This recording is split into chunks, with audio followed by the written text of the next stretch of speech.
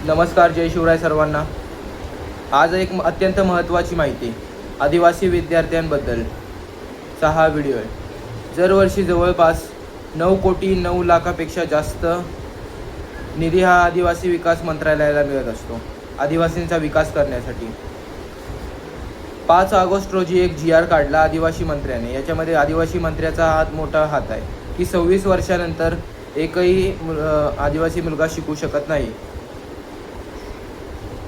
त्यांचे विविध प्रश्न असतील, वसतिगृहाचा प्रश्न असेल, रस्ते दुरुस्ती महामार्गाची योजना, त्यांचे प्रश्न असतील, आश्रमशाळेचे प्रश्न असतील, हे सगळ्या त्यांच्या योजना आहेत, ज्या दरवर्षी 9,000 कोटीहून अधिक रुपयांनी या योजना परिपूर्ण केल्या जातात। पण हा नक्की पैसा जातोय कुठे? आज आदिवासी वर्गाचा आज अशी अवस्था आहे की विद्यार्थ्यांना आज परत एकदा आदिवासी विद्यार्थ्यांना रस्त्यावरती उतरून आंदोलन करावं लागतंय। त्यांचे प्रश्न काय आहेत?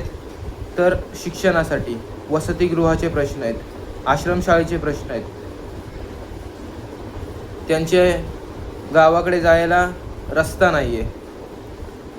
म्हणजे ह्या मूलभूत सुविधा आहेत। मग ते आरोग्याच्या सुविधा असतील, या सर्व मूलभूत सुविधा आहेत। मग या आपल्या देशाला 80 वर्ष स्वातंत्र्य होऊन काय मिळालं? आजही तशीच परिस्थिती आहे।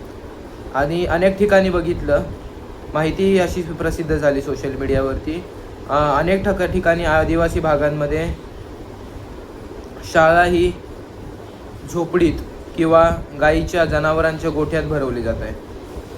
मग हे 9,000 कोटीपेक्षा जास्त जो अधिक निधी दरवर्षी आदिवासी विभागाला जातो, तो कुठे जातो? प्रशासन काय करतंय? सरकार काय करतोय? आदिवासी मंत्री काय करतोय? हे प्रश्न आत्ताचे नाहीत, एका वर्षाचे नाहीत, हे प्रश्न मागच्या 75-80 वर्षापासूनचे आहेत। कोणतंही सरकार आलं तर आदिवासींचे तेच हाल आहेत। आणि आज आदिवासीचा विद्यार्थी रस्त्यावरती आहे त्यांच्या प्रश्नासाठी। हा 5 ऑगस्टचा GR काढलेला, त्याच्या निषेधार्थ नागपूरमध्ये आंदोलन झालं। अशा विविध ठिकाणी आंदोलनं सुरू आहेत, रस्त्यावरती उतरलेले आहेत विद्यार्थी आदिवासी समाजाचे। काय गुन्हा काय त्यांचा? आणि याच्यामध्ये अजून एक मुद्दा महत्त्वाचा ठरतो, तो म्हणजे शाळा चालू होऊन 2 महिने झालेले आहेत, पण आत्तापर्यंत 25,000 आदिवासी मुलांचे ॲडमिशन रखडलेले आहेत। 2 महिने लागतात ॲडमिशन कन्फर्म करण्यासाठी आदिवासी विभागामध्ये फक्त। याच्यासाठी अडचण काय की एक ग्रुप सरकारचं काम करतोय आदिवासी विद्यार्थ्यांचं वाटोळं करण्यासाठी। आता हे प्रश्न विचारायला लागतात, कारण 2 महिने जर 25,000 विद्यार्थ्यांचं जर नुकसान होणार असेल तर याला जबाबदार कोण? जे आदिवासी समाजाचे 25 आमदार, 5 खासदार, 4 खासदार आहेत, काय करतायत? आणि आदिवासी मंत्री काय करतोय? वरतून आदेश आले GR वरती साईन करा, त्यांनी साईन करून GR पब्लिशसुद्धा केला।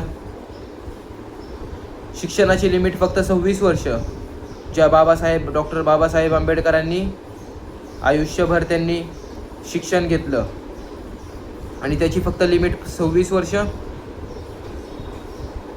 शिक्षणाला काही लिमिट असते का? शिक्षण हे वाघिणीचं दूध आहे असं डॉक्टर बाबासाहेब आंबेडकर सांगतात, आणि त्याला तुम्ही लिमिट ठेवली आणि तुम्ही डॉक्टर बाबासाहेब आंबेडकर, शाहू फुले आंबेडकरांच्या विचाराचे पाईक तुम्ही स्वतःला म्हणून घेता। त्यांचे प्रश्न आहेत गडचिरोलीमध्ये झालेले हत्या किंवा मृत्यू असो त्याच्याबद्दल। आणि त्यांची अजून एक महत्त्वाची मागणी आहे, जे तुम्ही लिमिट 26 वर्षाची केलेली आहे ती 35 वर्षाची तुम्ही लिमिट GR दुरुस्त करून करावं। याच मागणीसाठी नाशिक असो, पुणे असो, नागपूर असो, अशा अनेक विविध ठिकठिकाणी आदिवासी समाजाचे मुलांचे आंदोलनं सुरू आहेत। जिल्हाधिकाऱ्यालयावरती मोर्चे जात आहेत या मागणींसाठी।